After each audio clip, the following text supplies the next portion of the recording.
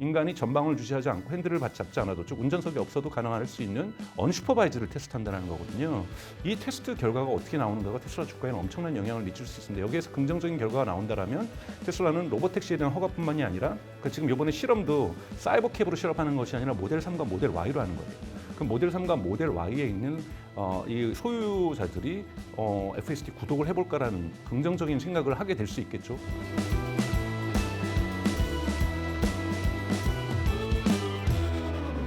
신차 출시와 로보택시 경쟁으로 2025년 테슬라에 많은 변화가 일어날 것으로 전망되고 있습니다. 테슬라의 기술 발전과 함께 AI 산업에 일어날 변화까지 지금부터 살펴보겠습니다.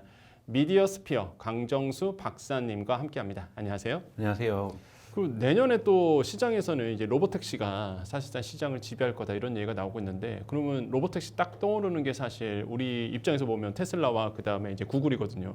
그럼 이 두 회사의 경쟁이 어떻게 움직일 거며 어떻게 바라봐야 될지 이것도 한 좀 말씀. 우선 중국은 제쳐놓고요. 중국도 여러분 자율주행에 있어서는 대단히 앞서가고 있습니다. 우선은 지금 현재로서는 자율주행에 앞서가고 있는 건 구글의 웨이모가 맞습니다. 알파벳의 웨이모 또는 구글의 웨이모라고 할 수가 있죠. 웨이모는 여러분 아시는 것처럼 8월달 같은 경우에는 주당 10만 건의 유료 결제가 발생하다가 11월부터는 15만 건의 유료 결제가 발생하고 있습니다. 그거는 계속해서 시장이 확대되고 있는 거고요.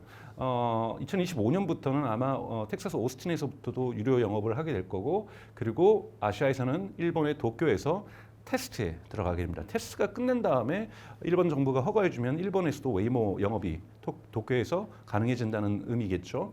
이렇게 해서 계속해서 웨이모가 실질적으로 사람들이 지불 의사로서 표현되고 있는 이런 탑승객들이 발생할 정도로 로보택시 부분에서는 테슬라보다 훨씬 더 앞서가고 있는 것은 분명하고요.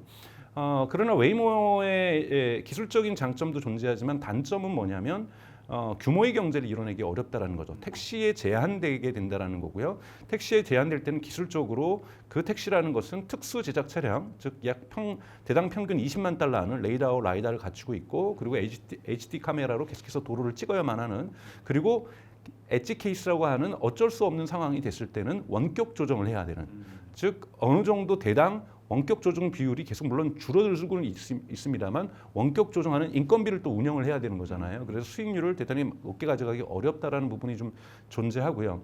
테슬라 같은 경우에는 2025년에 지금 원래 일론 머스크가 3분기 실적 발표 때 얘기했던 것은 캘리포니아하고 텍사스에서 실험을 들어가겠다, 테스트에 들어가겠다 얘기를 했는데요. 도쿄에서 하는 것처럼.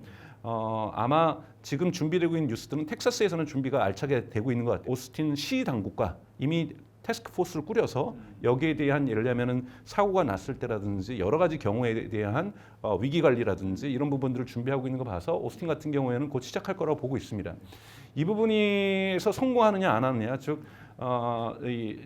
현재는 주정부 단위로 되어 있는 자율주행 또는 로보택시에 대한 허가권들을 이제는 트럼프 정부가 들어서게 되면 1월 20일 연방 정부로 바꾼다, 이런 것들이 지금 트럼프 인수에서 나오고 있지만 이것을 법을 바꾸려면 시간이 좀 걸리는 거고요.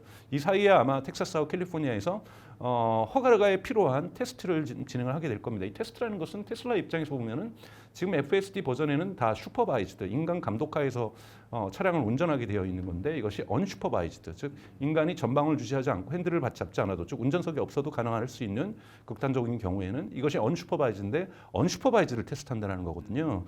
이 테스트 결과가 어떻게 나오는가가 테슬라 주가에는 엄청난 영향을 미칠 수 있습니다. 여기에서 긍정적인 결과가 나온다면 테슬라는 로보택시에 대한 허가뿐만이 아니라 FSD에 대한 지금 있는 모델, 지금 이번에 실험도 사이버캡으로 실험하는 것이 아니라 모델 3과 모델 Y로 하는 거예요.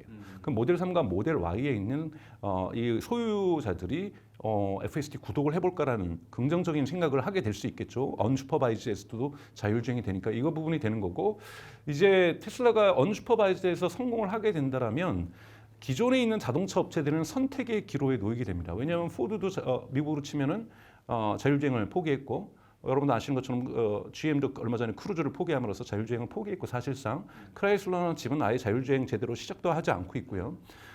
이렇게 되는 미국뿐만이 아니라 일본들, 한국 기업들, 유럽 기업들, 모든 기업들이 자율주행은 조금씩 하고 있어요. 예를 들면 벤츠 같은 경우에는 제한된 경우지만 레벨 3까지 가고 있고요.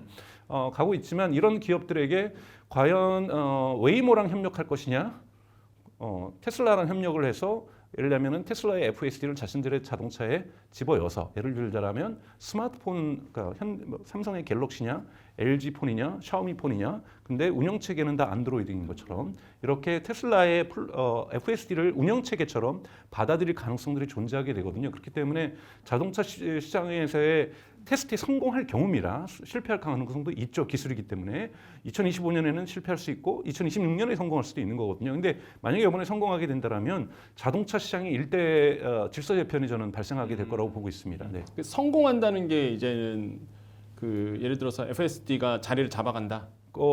우선은 목표로 하는 건 인간보다 안전하다라는 거니까요. 그러니까 언슈퍼바이즈드에서도 사고 없이 목적지에서 출발지에서 목적지까지 얼마나 인간의 개입 없이 이번에는 원격 조정을 할 겁니다.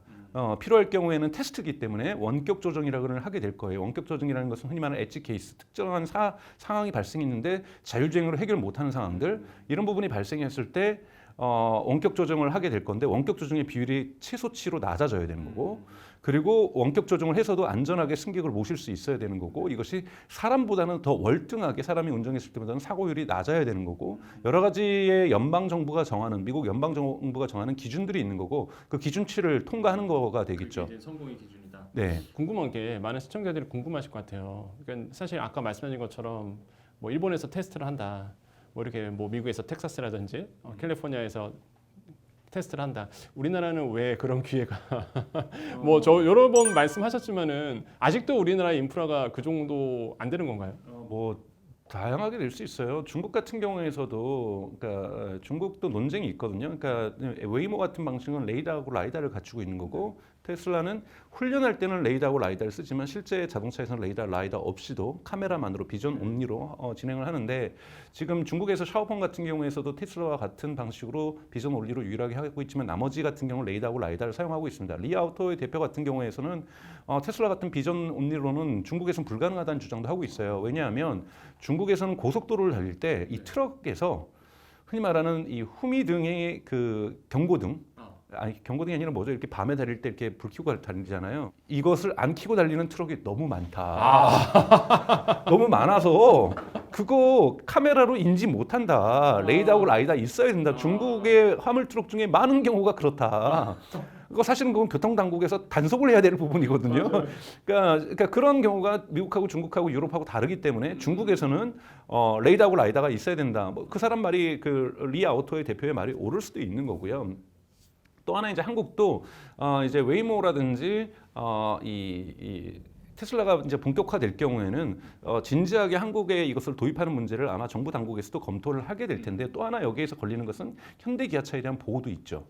현대기아차가 여기에 대한 준비가 되어 있어야 경쟁을 시장을 열어줬을 때 대등하게 경쟁할 수 있는데 만약에 여기에 구글의 웨이모가 서울을 돌아다니고 테슬라가 돌아다닐 경우에 한국의 경쟁 기업은 없고 외국 기업에 의해서 한국의 어떠한 자율주행 시장이 점령되는 문제가 존재하고 있고요. 그리고 또 하나는 한국은 타다금지법이라고 하는 독특한 법을 경험을 했습니다. 그렇기 때문에 이건 뭐 어느 나라도 마찬가지죠. 사실은 뉴욕에서도 대단히 갈등들이 많았었고 우버가 도입될 때 그처럼 한국에서 로봇택시가 도입된다는 것은 어마어마한 사회적 갈등을 내재하고 있거든요. 그렇기 때문에 이것을 어떻게 피해갈 수 있는지에 대한 대답 없이 로봇택시를 한국에 도입을 한다든지 테스트를 실행한다 그러면 불 한 번 나겠죠 자동차에.